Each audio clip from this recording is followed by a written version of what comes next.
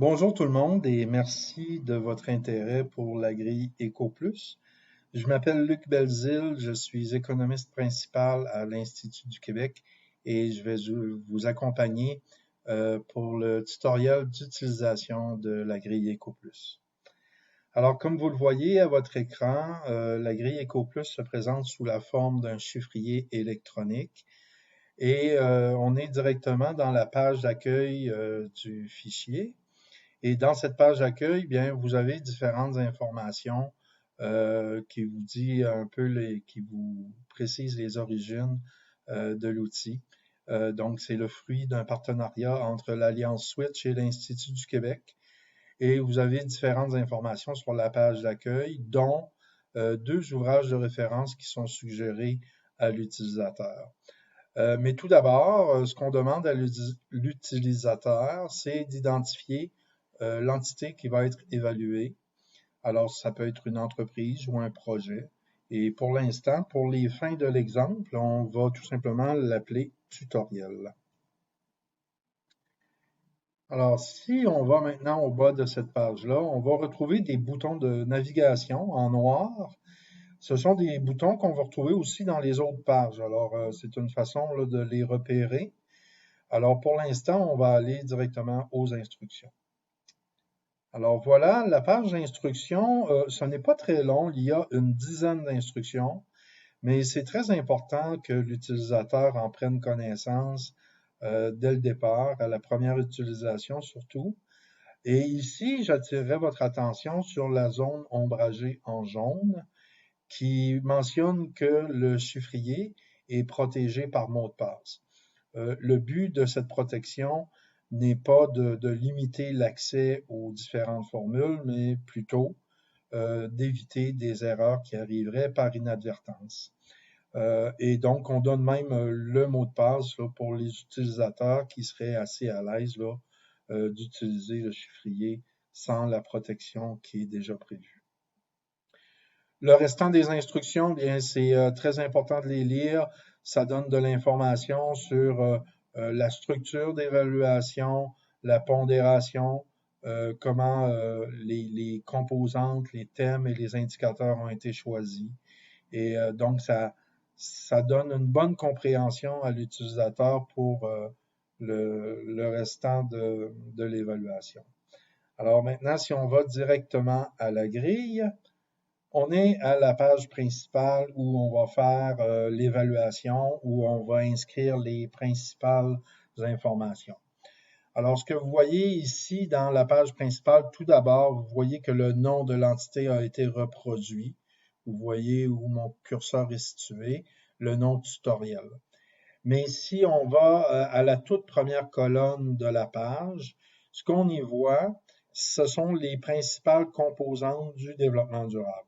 Alors, selon une définition assez classique du développement durable, les trois composantes qui sont l'économie, ici c'est notre bloc en rouge, l'environnement, la deuxième composante, le bloc en vert, et la troisième composante, la société, le bloc en bleu. Et vous voyez que chacun des trois blocs est structuré d'une façon identique. La deuxième colonne maintenant, ça va exiger de l'utilisateur de faire un premier choix parce qu'il faut choisir la pondération qui sera attribuée à chacune des composantes. Alors, vous voyez, je suis dans la cellule B3 présentement et il y a un menu déroulant pour sélectionner la pondération qui va être attribuée à chacune des composantes. Donc, on peut choisir la pondération équipondérée ou encore on peut donner l'accent à une des trois composantes. La pondération équipondérée va donner une pondération égale de 33% à chacune des composantes, comme vous le voyez présentement. Et si on choisit plutôt de donner un accent à une des trois composantes, disons l'environnement, alors là, on va donner une pondération de 40% à l'environnement, comme vous voyez ici où mon curseur, et les deux autres composantes vont recevoir un poids de 30%. Et c'est la même chose si on choisit l'accent économie ou société. le partage des pondérations se fait à 40, 30, 30. Mais pour l'instant, pour les fins de l'exemple, on va prendre la pondération équipondérée. Alors voilà. Maintenant, la troisième colonne, la colonne C, on y présente les thèmes pour chacune des composantes. Alors, vous voyez, dans chaque composante, il y a 4 thèmes. Dans l'économie, c'est la main-d'œuvre, l'innovation, la productivité et le solde commercial de l'entreprise. Dans l'environnement, c'est la biodiversité, la gestion et conservation de l'eau, l'économie circulaire et un 4e thème intitulé qualité de l'air, lutte et adaptation au changement climatique. Et au bloc société, les 4 thèmes sont communauté, cohabitation, diversité, équité et inclusion, la gouvernance et la santé et sécurité au travail. Ces thèmes ne peuvent pas être changés par l'utilisateur. L'utilisateur peut ne pas faire d'évaluation dans un ou plusieurs thèmes, mais il ne peut pas changer les thèmes. Alors, ces thèmes ont été vraiment sélectionnés selon des ouvrages de référence et ils paraissaient assez incontournables pour une évaluation en financement durable. Maintenant, si on passe à la colonne D, on entre un peu plus au cœur de l'évaluation. L'utilisateur va devoir choisir s'il va utiliser la présélection des indicateurs ou s'il va déterminer lui-même les indicateurs à évaluer. Alors, dans la cellule D6 où je me trouve, on va choisir oui pour opter pour la présélection et on voit qu'il y a des indicateurs qui se sont placés automatiquement dans les espaces à cette fin. Mais si l'utilisateur opte pour non, alors il va inscrire lui-même les indicateurs à évaluer. Et pour aider l'utilisateur dans la sélection des indicateurs, il y a des bibliothèques. Il y a donc une bibliothèque par composante. Alors, on voit ici un lien vers la bibliothèque économie. On peut aller la choisir aussi dans le bas de l'écran, l'onglet bibliothèque économie. Et ainsi de suite. Pour les 2 autres composantes, on a aussi une bibliothèque environnement et une bibliothèque société. Alors, si on va regarder la bibliothèque économie, toutes les bibliothèques sont structurées de la même façon. Alors, je vous donne l'exemple de la bibliothèque économie, mais vous allez retrouver la même chose dans les 2 autres bibliothèques. Donc, dans la première colonne, on va retrouver les thèmes qui se rapportent à chacune des composantes. Et dans les colonnes de droite, on va retrouver un ensemble d'indicateurs que l'utilisateur peut sélectionner. Et ces indicateurs-là sont tirés de référentiels qui sont reconnus dans le milieu. Alors, vous voyez là, à la ligne 5 ici, où je me trouve, on voit les différents référentiels, donc SASB, GRI, les objectifs de développement durable de l'ONU, les critères IRIS+, et une colonne où on peut prévoir d'autres indicateurs, et finalement une dernière colonne de remarques qui va inclure parfois des hyperliens vers des références pour avoir plus d'informations. Alors, toutes les bibliothèques sont structurées de la même façon.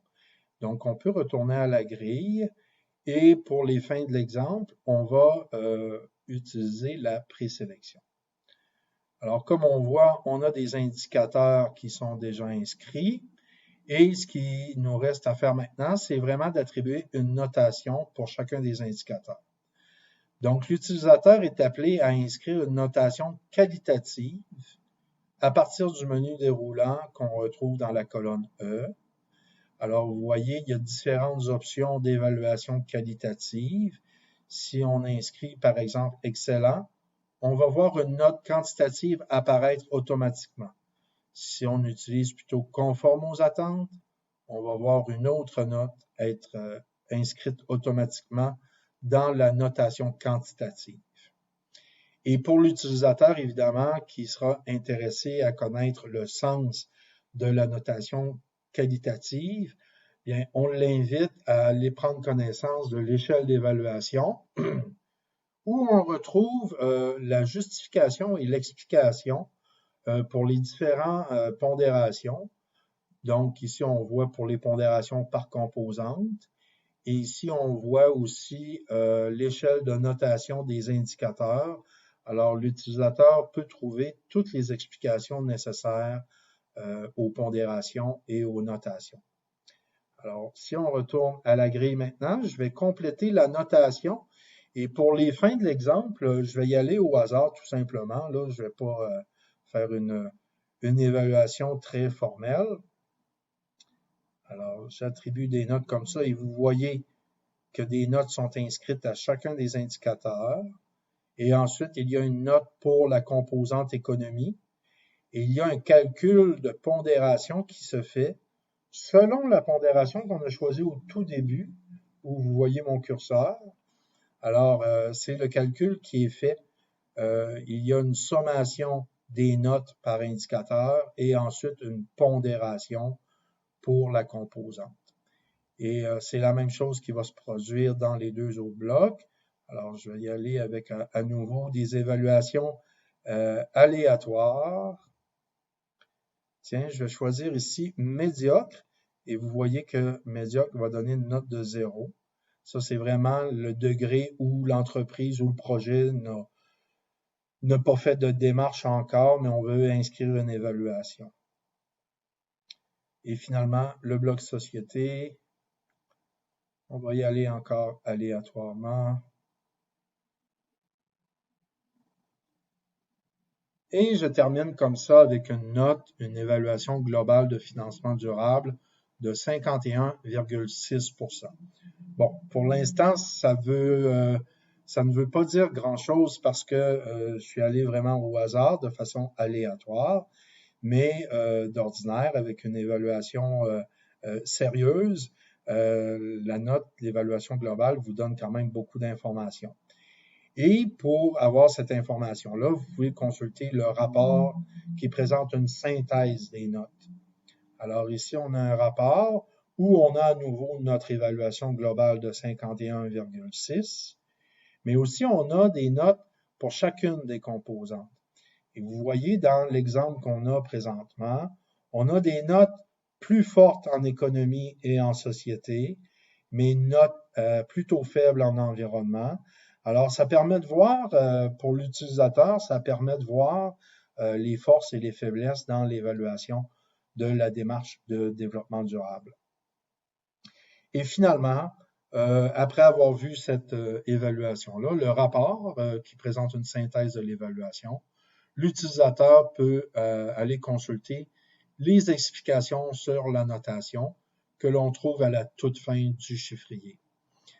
Alors voilà, ça complète ce tutoriel. J'espère que vous tirerez beaucoup d'efficacité et de plaisir à utiliser la grille EcoPlus. Et je vous remercie à nouveau de votre intérêt.